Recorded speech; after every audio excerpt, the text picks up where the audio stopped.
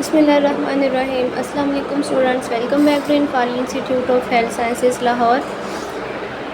आई hope students आप सब खैरियत से होंगे।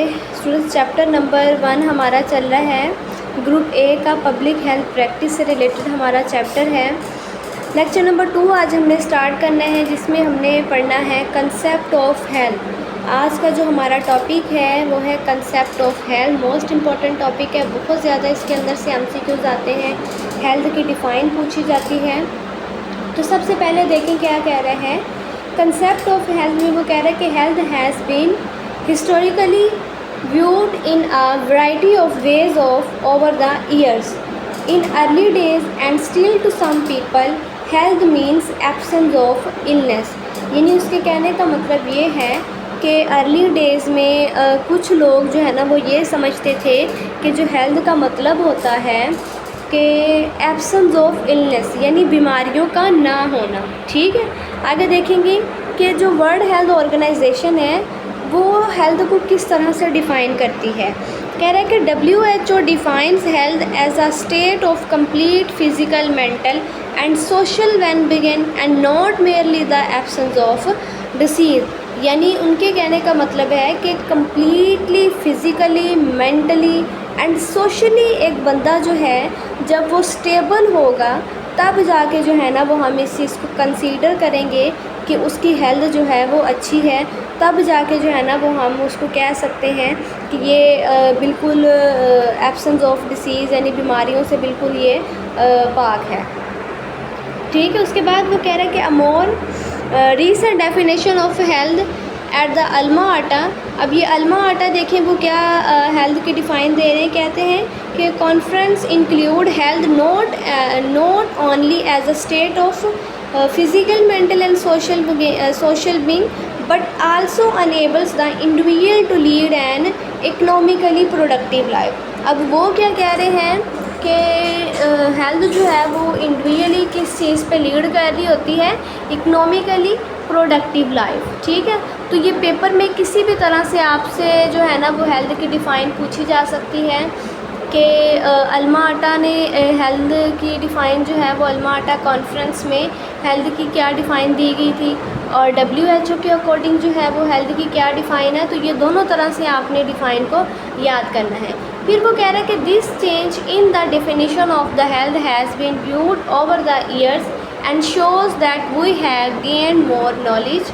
Overview of the health also change. यानी उससे कहने का मतलब है कि जो अल्मा आटा ने भी हमें डिफ़ाइन दी, WHO ने भी, और लोग जो अर्ली डेज़ में जो ये समझते थे कि हेल्थ का मतलब है एब्सेंस ऑफ डिसीज़, यानी इन सब को अगर हम व्यू करते हैं तो हमें कुछ ना कुछ जो है ना वो ज़्यादा से ज़्यादा हमें नॉलेज ही गेन होती है। ठीक है, पब्लिक हेल्थ प्रैक्टिस में कुछ स्टेप्स हैं। सबसे पहले है prevention, preventive medicine. Preventive medicine की डिफ़ाइन भी पेपर में आती होती है। इसको वो कह रहा है कि define as the science and art of preventing disease, prolonging life and promoting physical and mental health and efficiency. Next वो कह रहे हैं कि this definition implies to prevent medicine such as the practiced by either medical or dental practitioner dealing with his private individual or public health physician dealing with group or individual in this community। यानी उसके कहने का मतलब ये है कि preventive medicine जो है वो हमें बीमारियों से भी ज़ाहिर सी बात है बचाएंगी। ठीक है, जब बीमारियों से बंदा महफूज रहता है तो definitely prolonging life and promoting physical and mental health efficiency. यानी हमें फ़िज़िकली और मेंटली जो है ना वो अच्छी हेल्थ मिलेगी। ठीक है, ये मोस्ट इम्पॉर्टेंट डिफ़ाइन है, पेपर में ये जो है वो बड़ी दफ़ा पूछी गई है। कम्युनिटी मेडिसिन क्या होती है। कम्युनिटी मेडिसिन में देखें वो क्या कह रहा है कि is not a discipline like pathology, surgery, biochemistry और जेनेटिक्स। ठीक है, बट यहाँ से आपने जो है ना वो इसकी डिफ़ाइन करनी है। नीचे से आ जाए, बल्कि ये ऊपर से ही कर लें। क्या कह रहा है कि community medicine is not a discipline like pathology, surgery, यानी इसमें जो है ना वो एक इस डिसिप्लिन को नहीं लेके चल रहे होते कि पैथोलॉजी के तौर पे भी वो काम कर रही होती है, सर्जरी के तौर पे भी वो काम कर रही होती हैं, जेनेटिक्स के तौर पे भी वो काम कर रही होती हैं, but is an amalgam of the every subject which has bearing upon personal and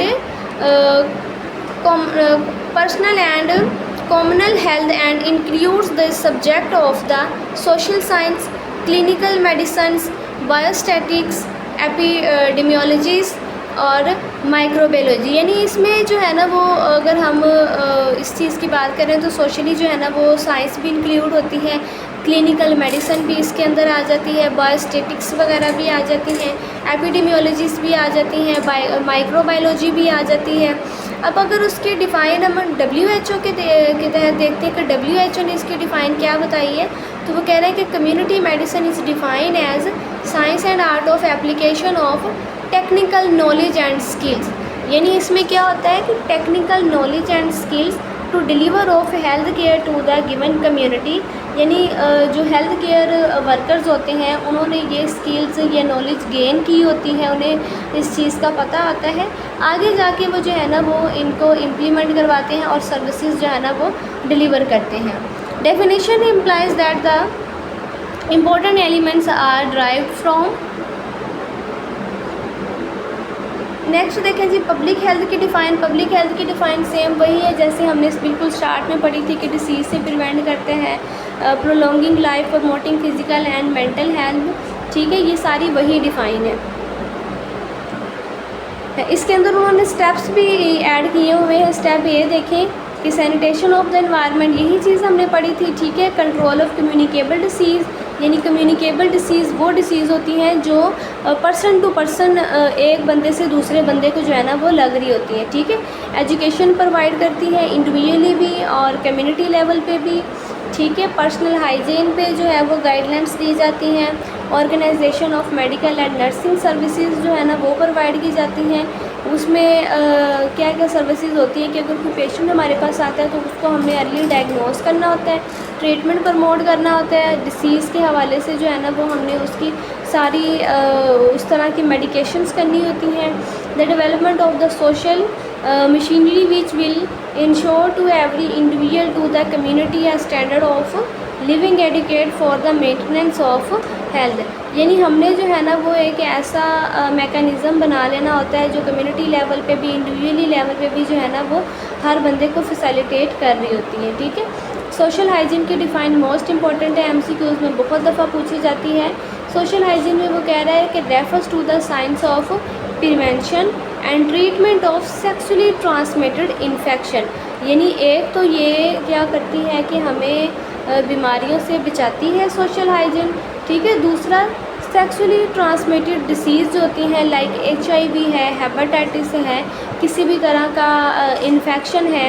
ठीक है, तो ये उससे जो है ना वो पेशेंट को महफूज रखती हैं। ठीक है, अब वो किस तरह से महफूज रह सकते हैं कि मास्क वगैरह का लगाएं, अच्छे से हैंड वॉश वगैरह करें। ठीक है, और फुल हाफ स्लीव से जो है ना वो थोड़ा सा परहेज़ करें। कोशिश ये होनी चाहिए कि आप जो है ना वो फुल आस्तीनों वाले जो कपड़े होते हैं उनको डाला करें। इंडिविजुअल हेल्थ क्या होती है? इंडिविजुअल हेल्थ में वो कह रहा है कि refers to state of equilibrium of the body and its function to enable him her to perform the normal function. यानी बॉडी को जो है ना वो इस काबिल बनाया जाता है कि वो नॉर्मल फंक्शन जो है ना वो अपनी रोज़मर्रा ज़िंदगी में जो है वो इजीली कर सके, इजीली उसको जो है ना वो गुजार सकें।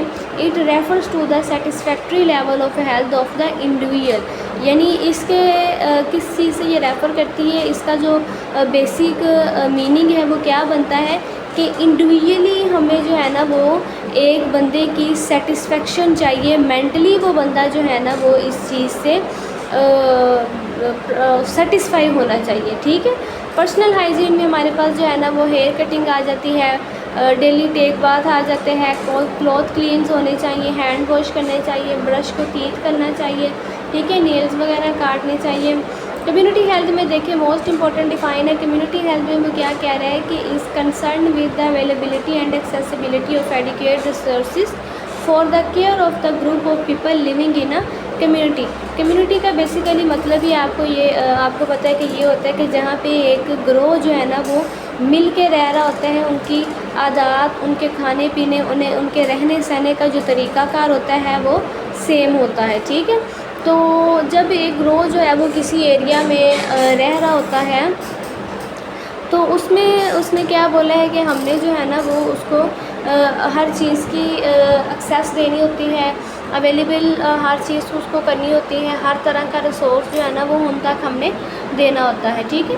Community health refers to group of people in their environment.